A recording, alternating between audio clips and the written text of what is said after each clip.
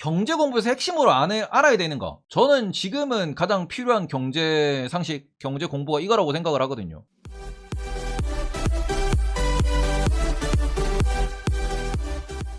다른 것도 많아. 주식시장이 왜 만들어졌니, 채권이 뭐니. 그런데 그건 너무 어려우니까. 경제 공부도 좋은데 저는 이걸 그냥 돈 공부라고 표현을 할게요. 그리고는 요 개념만 이해가 되시면은 야, 나 무조건 돈 벌어야 돼. 돈 이렇게 버는 거야 라고 생각을 하실 수 있는데, 뭐냐 그러면 첫 번째, 돈은 어디서 옵니까? 제가 제일 먼저 드리는 질문이 이거거든요. 돈이 어디서 오는데요? 야, 돈이 어디서 오는데 남들 주머니에서 와, 노동에서 와, 자산에서 와, 남의 지갑에서 온다. 아빠 돈, 엄마 돈. 여기서 우리는 어떻게 보면 가장 중요한 시스템, 중앙은행을 생각을 하셔야지. 제가 머니카피에도 제일 먼저 설명드린 게 이거거든. 책에서도 중앙은행이 있습니다. 여기서 돈을 찍어내. 우린 이걸 윤전기라고 부릅니다. 돈을 찍어내. 그러면 뭘 담보로 돈 찍어내냐? 뭘 담보로 돈을 찍어내냐고 지금. 그 담보가 되는 것이 무엇이냐 그러면은 그게 바로 중앙정부죠. 그리고 여기서 나오는 게 뭐예요? 채권이라는 단어가 나옵니다. 정부가 빈 문서, 채권을 발행하고 이걸로 뭐합니까? 돈을 찍어내지. 미국에 대한 신용, 정부에 대한 신용, 이 신용이라는 게 결국에는 뭡니까? 이 신용이라는 게 정부가 발행하는 채권입니다. 우리 앞으로 돈 줄게. 그러니까 돈 좀 찍어줘봐. 그러면 정부가 어디로 돈을 줘요? 정부가. 보통 정부는 지원을 씁니다. 우리는 정부의 눈먼 돈을 얻기 위해서 많은 일을 합니다. 그래가지고 우리가 소상공인인데 내가 돈을 얼마를 못 벌었는데 왜 나는 안 주냐? 이게 뭐예요? 정부가 돈을 지원하는 거지. 그러면 여기 상황에서 그럼 정부는 아니 돈은 받았고 채권은 이자를 주겠다라는 증서니까 이자는 뭘로 줘? 정부 수입은 뭐야? 정부 수입은 세금입니다. 그리고는 중앙은행은 돈을 찍어서 돈을 누구한테 준대? 누구한테 줘요? 시중은행한테 줍니다. 시중은행한테.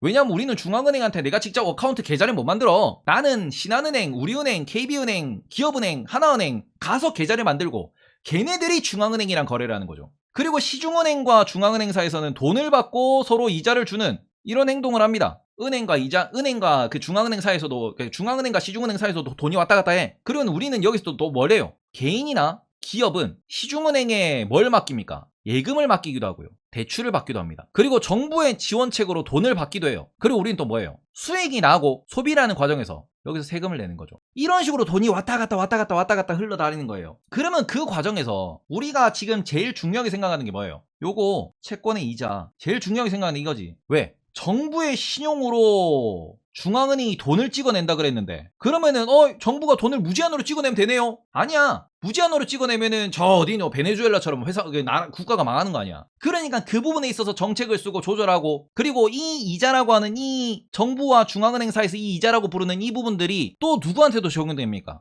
우리 대출이자에도 적용이 되는 거지. 우리도 무제한으로 돈을 못 땡기잖아. 대출이자에 적용이 되는 거다. 그러면은 돈이 어디서부터 와요? 정부의 신용으로 중앙은행으로 왔다가 중앙은행이 시중은행을 통해서 개인이나 기업한테 돈이 가고, 여기서 돌고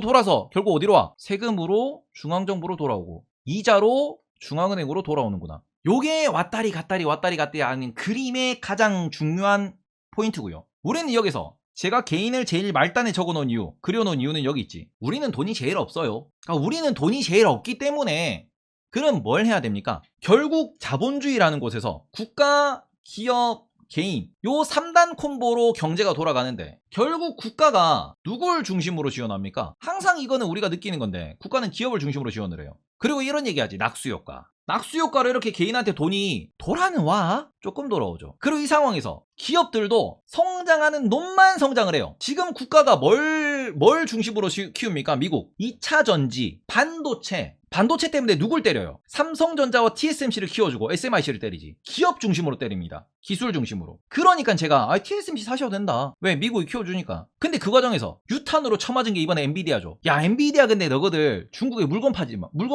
그러니까 엔비디아가 지금 뻑 쳐맞은 거 아니야. 그런 식으로 플러스 마이너스가 결국 기업을 중심으로 발생을 해요. 인텔이 무슨 기술을 개발을 한다. 엔비디아가 무슨 기술을 개발했다. 삼성전자가 어디다 사람을 더 뽑는다. 이번에는 영국 같은 경우에는 기업 중심으로 감세 절세해주겠다. 그 세금으로 재투자해라. 우리나라도 세금으로 재투자하라 그러죠. 물론 국가가 개인한테 지원을 하기도 해요.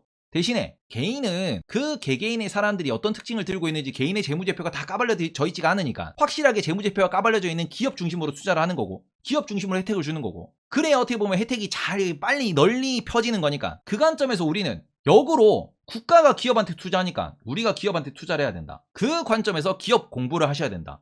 그리고는 기업의 핵심이 되는 기술 공부를 하셔야 된다. 그게 결국 뭘로 연결되냐? 돈 공부로 연결된다. 이 말씀을 드리고 싶은 거예요. 그러니까 돈은 국가에서부터 나오고요. 그리고 그 돈으로 국가는 기업을 밀어주고요. 그 기업이 어떻게 보면은 국가의 장기말이 되어가지고 그러니까 미국이 들고 있는 애들은 뭐야? 미국에는 이런 애들이 있습니다. 마소, 애플, 테슬라, 엔비디아 이런 애들이 미국의 장기말이야. 얘네들이 어딜 공격합니까? 중국, 일본, 한국, 호주, 캐나다, 유럽 다 공격하지. 왜? 현대차 비켜 테슬라 나간다. BMW 비켜 테슬라 나간다. 삼성 꺼져 애플이 최고. 뭐예요? 미국의 기업들이 전 세계 빨대 꽂고 돈을 벌어 오는 거 아니야. 야야야 윈도우 써야지 윈도우. 야 윈도우가 최고야. 한글 컴퓨터 비키고 마이크로소프트 워드 쓰세요. 이게 전쟁이에요. 그런 상황에서 한국은 뭘로 방어합니까? 아 그래 너 그 애플이 만드는 핸드폰 우리가 만드는데 국가마다 사업 모델이 다르고 비즈니스 모델이 다르고 전략이 다른 게 미국은 그래서 머시 중심, 소프트웨어가 중심. 한국은 머시 중심, 하드웨어가 중심.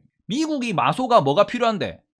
얘네들 엑스박스가 됐든 클라우드가 됐든 반도체가 필요해. 그럼 누구한테 부탁해? 한국에 부탁해. 우리는 동맹국. 이렇게 가는 거예요. 우리가 동맹국이라고 이렇게 같이 어깨 걸고 가는 이유가 이거야. 그럼 이런 상황에서 한국은 미국을 상대로, 한국은 미국한테 서로 얻고 주고받는 게 있죠. 그럼 요 과정에서 지금은 미국의 돈이 한국으로 많이 가네요. 지금은 한국의 돈이 미국으로 많이 가네요. 이게 서로 경쟁 속도, 성장 속도의 차이고 그런 것들이 나타나는 게 환율. 되게 어렵게 생각하는데 쉽게 생각하시면 돼요. 경제 공부는 결국 돈 공부라고 합니다. 저는 지금 우리나라에서 가장 이슈가 되는 게 첫 번째는 뭐죠? 환율이지. 환율이 왜 만들어지는데 이거는 국가 간의 경쟁력입니다. 그리고 국가는 이 국가 간의 경쟁력이 앞세우는 게 뭐야? 이게 기업이죠. 지금 그래서 삼성전자가 돈 많이 버냐? 애플이 돈 많이 버냐?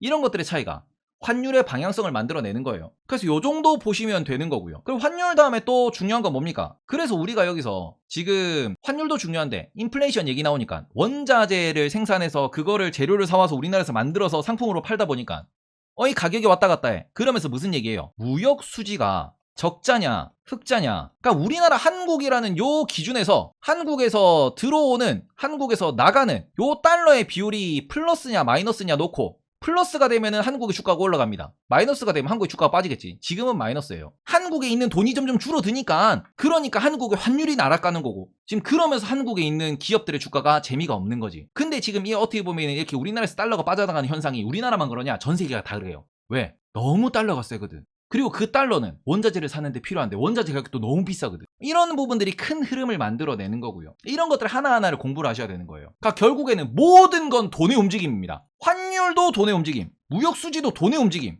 돈이 어디서 어디로 가느냐가 중요한 거야. 그리고 돈이 줄어드는 곳은 주가가 빠지고 돈이 줄어드는 곳은 경쟁력이 안 좋아지고 돈이 늘어나는 곳은 주가가 오르고 돈이 많이 쌓이는 국가는 환율이 좋아지는 거예요. 그런 관점에서 얘는 돈을 잘 벌어 하면은 투자를 하면 돼. 이거를 경제에서는 기업 분석에서는 프리캐시 플로우라고 그러죠. 현금 흐름이 좋은 곳. 월급 빵빵하게 많이 받는 놈이 소비도 잘하고 월급 빵빵하게 많이 받는 놈이 적금도 많이 넣고 월급 빵빵하게 많이 받는 놈이 좋은 차도 타겠지. 사람 사는 거랑 똑같아요. 기업도 국가도. 그러니까 억수로 어렵게 표현하시는 분들 계십니다. 무엇이 어쩌고 저쩌고 무엇이 어쩌고 저쩌고 소위 말해가지고 지금 OECD 경기 선행 지표가 어떻게 되는데요. 그러고는 미국 기준금리가 어떻게 돼가지고요. 미국 10년물 국채금리가 어떻게 가고 있는데요. 그러면서 지금 헤지펀드가 어떻게 움직이고 있고 그런 거는 솔직히 필요는 한데 나중에 공부하셔도 돼요. 그런 관점에서 그냥 돈이 어디서 어디로 가느냐. 경제 공부 많이 거창해서 경제학이지. 경제학이 뭔데? 돈 버는 학이잖아. 돈이 어디로 가는지. 돈의 흐름에 대해서 그것만 공부를 하시고 거기에만 관심을 가지셔도 이게 경제구나라는 걸 알 수 있어요. 너무 어렵게 생각하지 마세요. 그러니까 돈 못 버는 기업이 주가가 많이 올라가지 않냐? 많이 올라가면 뭐하냐? 제자리 오는데. 그리고 그거는 이슈로 뭔가 억으로 끌려가지고 우리가 잠깐 가끔씩 유튜브에서 그런 거 있잖아요. 뭐 예를 들어서 작년 재작년에 뭔가 사건이 터지면은 그 사건을 막 보도하는 그런 유튜버들이 있었어. 선거철 되면 막 뜨는 유튜버가 있어. 선거 끝나면은 그 유튜버가 일부러 안 찾아보지. 관심 있으면 보긴 하겠지만 선거철 끝났는데 누가 정치 유튜브 보냐고. 그거랑 비슷한 흐름인 거예요. 걔네들은 그냥 올라갔다 제자리로 가. 꾸준히 올라가는 애들은 숫자가 잘 찍히고 돈이 잘 되고 뭔가 진짜 재미있고 뭔가 나한테 도움이 되는 이슈 머리로 가는 애들 말고 꾸준히 내공이 쌓이는 애들, 그런 애들 같은 경우에는 오래 가는 거고, 그게 기업에서도 유튜브 채널에서도 아프리카 TV에서도 12시 넘었는데 이제 500명 넘잖아. 아, 대단합니다. 네.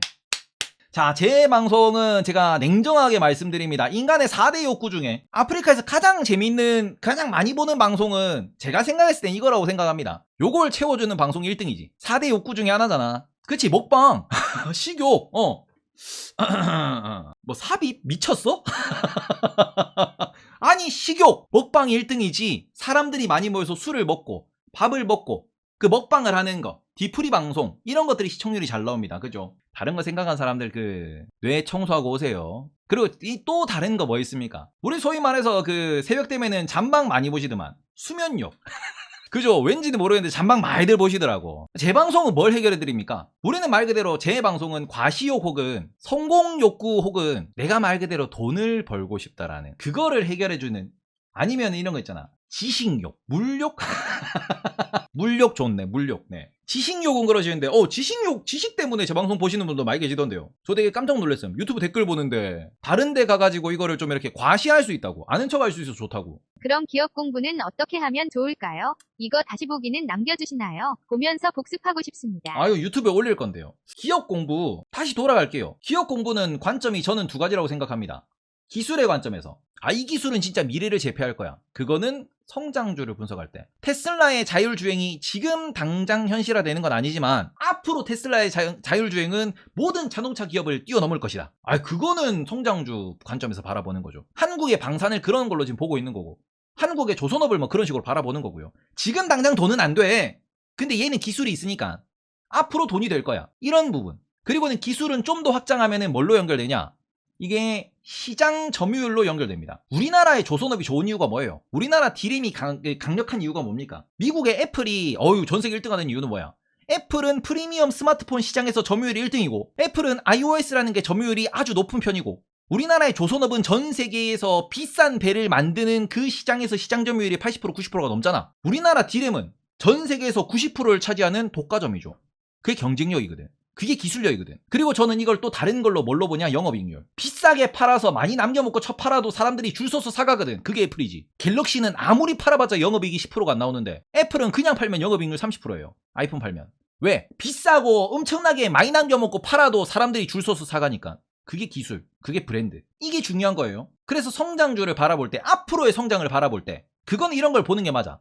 근데 대신에 지금 주가가 적합하냐 적합하지 않냐에 대한 비교는 분명히 하셔야지. 그 부분이 어디서 나오느냐? 그 부분이 또 돈의 흐름이야. 어디? 재무제표. 이거는 말 그대로 얘 성적표잖아요. 기업의 성적표. 얘 내 돈 얼마나 벌었는데요. 그리고는 내 돈 이거 이번에 이렇게 벌어가지고 배당 얼마 드릴 건데요. 영업이익률 얼마 나왔습니다. 우리 이번에 돈 어디 쓸 거예요? 하는 게 성적표입니다. 재무제표는 많이도 필요 없고 딱 요 정도만 보면 된다니까. 예를 들어서 SK텔레콤 매출이 늘어나냐, 이익이 늘어나냐, 영업이익률이 늘어나냐, 유지되냐, 거기에서 얘 빚이 많냐 적냐, 들고 있는 현금 많냐 적냐, 그리고는 EPS라고 부르는 주당 순이익이 늘어나냐 줄어드냐, 주주환원이 늘어나냐 줄어드냐, 요거만 보면 땡이에요. 기술 보고 앞으로 미래 스토리는 기술, 마켓시어 이런 것들을 다 보고 투자를 하는 건데, 결론적으로 지금 가격이 싸냐 비싸냐를 비교할 때는 이 재무제표라는 걸 딱 놓고 경쟁업체들이랑 재무제표 비교했을 때 얘가 더 좋아 보여. 얘 사면 돼. 이게 어렵지 않은 이유는 이게 재무제표고 숫자가 뭐 당기, 순이익, EPS, PER, BPS, PBR, 배당 성향, 프리캐시 플로우, ROE, ROA, ROI. 야, 너무 어려운데요. 이거 쉽게 설명하면 딱 이거잖아. 자, 네이버 들어가셔서 쇼핑 들어가셔서 내가 다른 거 필요 없고 내가 지금 레고 람보르기니를 사고 싶어. 검색합니다. 39만 원이네. 얘는 왜 39만 원일까? 얘는 해외에서 들어오는 거겠구나. 이런 애들은 실제로 들어가 보면은 이유가 있어요. 왜? 해외 배송비 5만원. 거다 얘는 30만원 넘어가서 세금도 내야 돼. 이런 걸 계산기 두드리는 것처럼 왜 이거를 해외 직구했을 때 세금 내야 되는지는 내가 경험해봤으니까 알잖아. 근데 요것도 똑같아. 보통 종목 보는 사람들, 뭐 주식 보는 사람들, 저 누가 물어보면은 차트 쓱 열어보고 재무 쓱 보고 살만하네요. 바로 얘기 나오잖아요. 장사를 많이 해본 사람은 떡볶이 집의 색깔만 봐도 저거는 매운 떡볶이, 저거는 당근 떡볶이, 야 저거는 아이 좀 탔는데 바로 각 나옵니다. 백종원 아저씨는 딱 썰렁탕 한 국물 딱 먹어보면은 어이 풀입니다 이러잖아. 그거랑 똑같은 거예요. 재무를 많이 보셔야 돼. 재무제표를 많이 보시고 이게 어떤 영향을 미치는지 많이 보시면은 그러면 이 기업의 지금 가격이 싸냐 비싸냐가 나오고 거기에서 뭐 장기 차트 흐름 보고 지금 뭐 재무 평가 지표 이런 거 보고 어이 숫자 보고 그러네. 그럼 그래서 얘가 앞으로 어떤 성장성이 있는데 그런 걸 보시면 돼요. 그래서 이거를 우리가 그죠? 되게 저는 길게 장황하게 설명을 드린 것 같은데 경제도 그렇고 주식도 그렇고 너무 어렵게 생각해요. 왜 어렵게 생각해? 그럼 장사는 쉽나? 막말로 장사 한 번도 안 해본 사람한테 야 요새 야채 가게 하면은 이 잘생겼으니까 그 뭐 청년 야채 가게 야 그 월에 2천만 3천만 번다들 해봐라. 내 다마스 사줄게. 할 수 있겠나? 못하지. 배추 가격이 얼마고 배추는 어느 계절에 잘 나오고 무는 어디께 맛있고 야 마늘은 육종 마늘이 뭐지? 주식도 똑같아요. 아니, 경제도 똑같아. 근데 그 대략적인 왁구를 잡아놓고 하나하나 테스트를 해보시면서 익숙해지시면은 쉽게 돈을 벌 수 있다라고 말씀을 드리도록 하겠습니다. 돈 공부 어찌 시작할까요?